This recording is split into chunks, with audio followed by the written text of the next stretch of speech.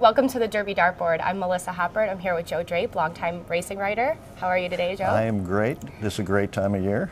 The Derby's getting really closer now, and what do you think about the storylines coming into this Derby? You know, it's interesting. That's what the casual fan hooks onto. I mean, 30 million people will watch the Derby because it is our oldest and greatest race, and they get hooked on the people.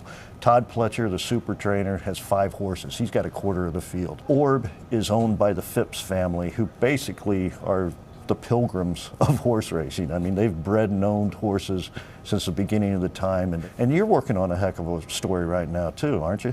I am. I've got to follow Kevin Krieger around for a few days at Santa Anita, and he won the Santa Anita Derby on top of Golden Cents, and afterwards he had the most amazing celebration. He threw his whip, he threw his hands up in the air, he got a standing ovation. He's gonna be the star of the Derby leading up to it. Well, yeah, and he's riding a horse owned by or trained by Doug O'Neill, last year's winner of I'll Have Another. And if he wins, he'll be the first African-American jockey that have won the Derby since 1902. So, you know, it is a milestone. It brings a little history to life. What makes the Derby special for those who haven't been? You know, it's the hats, it's the mint juleps, it's the party. Horse racing is America's oldest sport. It's older than baseball. It basically talks to our character. I have a horse, he's faster than yours, let's bet on it.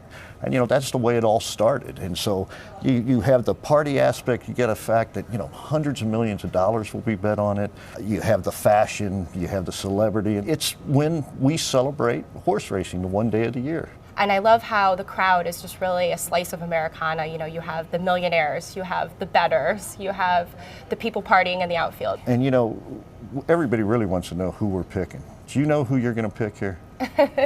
I do. I have my eye on Orb. I really like him. I saw him run in the Florida Derby, and he just, you know, he's won 4 in a row. He's getting hot at the right time. I'm in a tough spot this year. One of my friends and neighbors owns Palace Malice, and I told him I wouldn't pick him on top because, as you know, I only pick the right one once every 10 years. And so in 2021, I'll be right again because I had Animal Kingdom in 2011.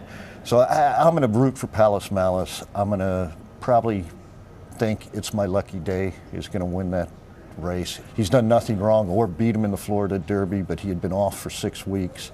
I think he needed that race. I think he's probably the horse for the course there.